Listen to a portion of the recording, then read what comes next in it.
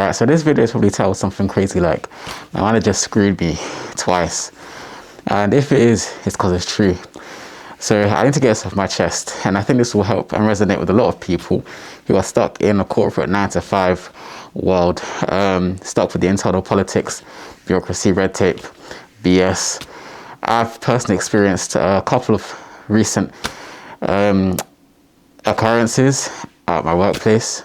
Everything's going to be anonymized for the purpose of this video, but I hope in sharing my story, it makes you feel confident to share your stories if you're going through something similar, because I'm sick and tired of corporate BS politics and people getting away with things that they shouldn't. So how did my manager screw me over? All right, but yeah, so in order to actually talk about this, what's happened to me, I'm going to have to censor a lot of it because I need to stay employed in this job. I got responsibilities, I got a family, I'm married, so I can't just get sacked, you know. So two things that my manager has done in the last couple of months. One is relation to interviews and job opportunities. Second, in relation to my end of year review. So I'm going to start with my end of year review. I have been performing well over the last year. I've received awards for the work that I've done over the last year. So in my head, I have done well. That's a joke according to my manager. Not too long ago, my manager set up a meeting for us to discuss my end of year performance. Have you done over the last year? Have things you've done well, things you could improve on, goals for the next year, potential goals for the next year. That's the kind of session I'm getting into. Now, to give you a bit of context, in our org, in a lot of organizations, you get a performance review, which impacts your salary, impacts your bonus. You can either get low, which means that you need more improvement, medium, which is you've done your job, and high, which means you've gone above and beyond and you're aspiring to do more in the organization. Now, it's very hard to get low and high because you have to have done really, really well, or you have to have done really, really badly over the course of a year, like effed things up. And in order for someone to get a high rating, someone has to get a low rating because the type of money in the organization, apparently. So when it came to my review now, manager, we logged onto the bridge, and manager says, unfortunately, you have been given needs more improvement rating this year.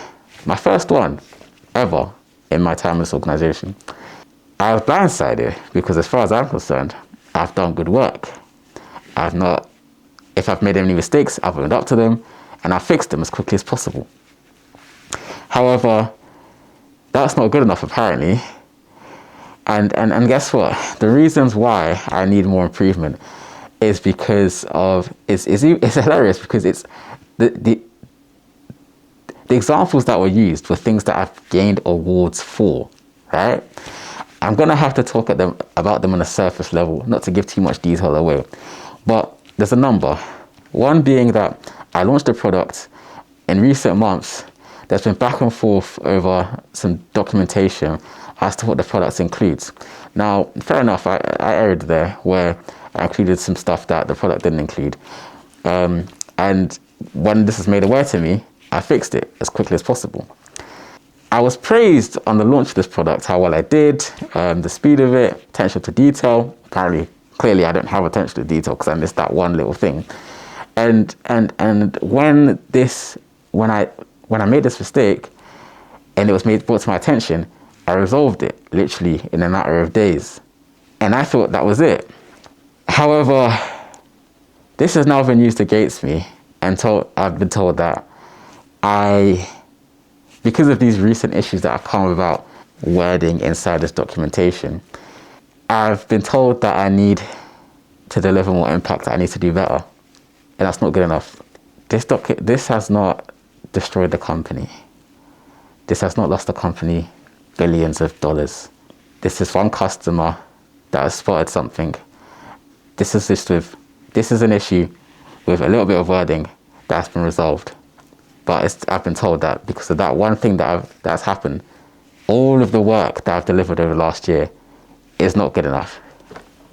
2, Another piece of work that I received an award for, I'd just been given a new project after coming back from maternity leave. And as far as I've been briefed and told, this needs to be delivered. So I followed the normal traditional delivery mechanism, speaking to the right people and investigating how we were going to do it. And when investigating it, we decided that, more research is needed. So that's what we're going to do. See if customers actually need this or want this. One day I have been pinged by this manager and told, you're gonna have to come to a meeting with some senior people because they want an update on your project. I'm like, fine, that's cool, I can do that.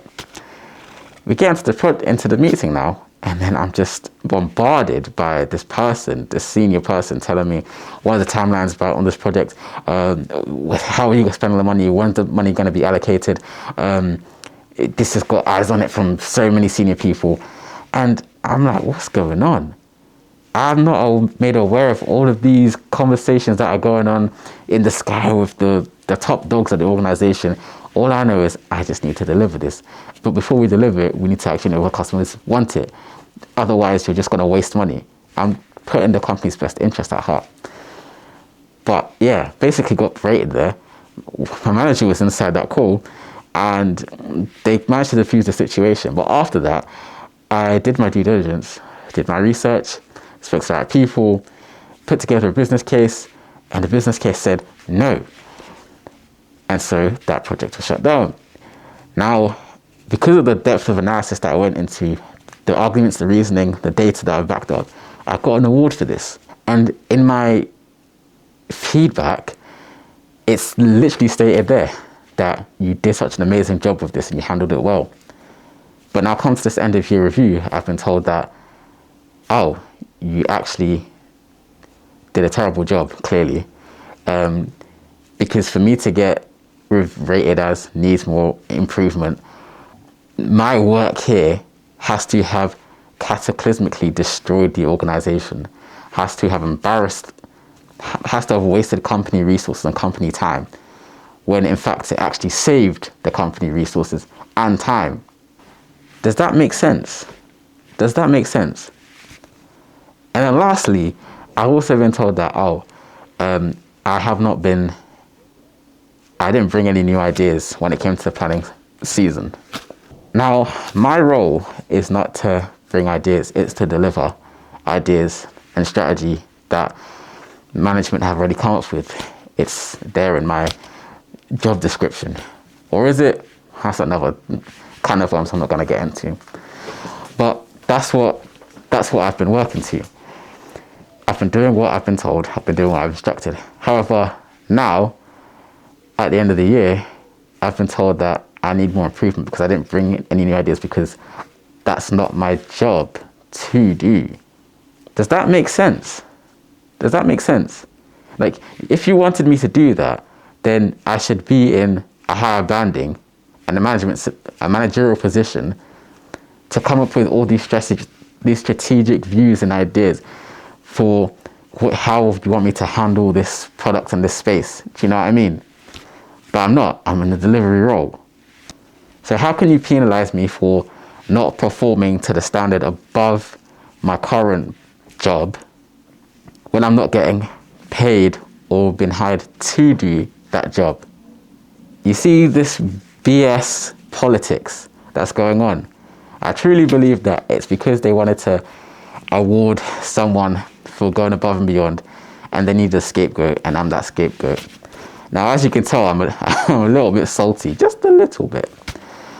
But this just goes to show how BS the whole corporate system is. Like, I have no faith in going to HR to dispute this because at the end of the day, it's me versus my manager versus senior leadership, right? And who's going to win? We've seen this play out again and again and again. This ain't David and the Goliath from the Bible. This is this is Goliath and an ant. There's no battle. No one's coming to save that ant. If you guys have any advice as to how to handle this situation, please drop it in the comments. If you've been through something similar, or can advise me on how to structure my arguments or my deposition against these very lackluster examples that have been used against me, then please do, because I'm very frustrated right now. Now, the other way that my manager shafted me was with a job opportunity. Now, this happened a few months ago, where the role that I'm in now, really and truly, it's a more senior role. It should be a more senior role. Should be getting paid a more senior salary. However, lots of stuff with HR and HR BS, it's not. So technically, I'm quote unquote, my job spec is for a role that is higher than my current pay salary, my current pay grade, but I'm not. And to be fair, I haven't been expected to deliver against that, which is fair. However, I've been looking to take the next jump to get into a managerial role. And on this occasion, a role within the team came up because one of my colleagues in the team had gotten a promotion to a role inside the team. And so their previous role got bumped up to a managerial role, and that's what I was going for. Now, we basically do the same job, just with different products. And I was like, this is fantastic. I know how to do the job. I know the team. I'm basically the strongest candidate here. My colleague can teach me anything and everything that I need to do in order to excel in this. And if anything, I'll look after the existing product I'm looking after, and this products that my colleague has let go of now that they've been promoted. So I do my due diligence. I do my due diligence, speak to my manager, speak to my colleague, apply, and go through the interview process. And throughout the whole interview process, everything seems fantastic. There's 2 stages: competency-based questions and in a case study. I fly through the first stage interview, no problem. Get invited for the second round interview, which is a case study. I fly through that, and I don't hear anything back. Now, I'm thinking, is this just bureaucracy? Because I've been through this before. In order to get to where I am now, I've had to apply, I've been a graduate, been an intern, and I've been through the whole corporate interviewing process. So I understand that it can take a while. And I've got another story about another time a previous manager shafted me with the job opportunity. But I didn't hear anything back for 2 weeks, 3 weeks, a month. And I was thinking, what's going on? Why is it taking so long to go through the hiring process? I've spoken to colleagues around the place, and I've heard that there's only literally 3 candidates left at this stage of the interview. So why is it taking so long to make a decision? Almost 2 months later now, I now receive an email from HR saying, unfortunately, this job opportunity has been delisted and taken off the job board. From HR, not from my manager, not from my manager who manages me every day, but from HR. I didn't get any feedback. I was just told, I just received that email. I was angry, I'm not gonna lie. I was very angry, because it's one thing going through the interview process with some random people that you don't know, but it's another thing interviewing within the team and not even having the courtesy to come and tell me, unfortunately we have to take the job off the board. I'm some stranger, you don't know me, I don't speak to you every day. Not give me any feedback, and then just leave it there. I did some digging around and found out the reason why this job was taken off the board is because this manager effed up. When my colleague got a promotion, they now said that they told HR that, they think that my colleague could do this new role and the existing role. They have capacity to manage it in the interim whilst they were looking for someone. And HR was like, okay, I guess you don't need this new role then. They took that role off the board and probably sent that money elsewhere in the business. That's the real reason. It wasn't because HR were being DHs. It's because my manager effed up. And I blamed it on HR. It's twice now. This is reinforced what I already believed about the corporate workspace. It's full of politics. It's BS. Your colleagues aren't your friends. Your manager is not your ride or die. You're just there to deliver an output. Go home, clock in, clock out. You have to make your own way up in the organization if you want to do a 9 to 5 route, if you want to climb the corporate ladder. You've got to play the game, you've got to shake the right hands, meet the right people. It's not even necessarily about the quality of work that you deliver, but about who you know and being in the right place at the right time. This is just one of many stories that have happened to me, but has happened to many colleagues in the organization. Colleagues that have worked harder than I, and been here for years and years and years, but have been foregone opportunities to progress in the business because of quotas, because of hiring externally, because of HR policies. But then other individuals who are closer to those at top, you'll see them fly up in the organization. Isn't that crazy? Isn't this a crazy world we live in? Now, for me, what's next for me? Unfortunately, I can't just quit my job. I'm not a millionaire, bajillionaire, gazillionaire, trillionaire YouTuber yet. So like and subscribe to get me there.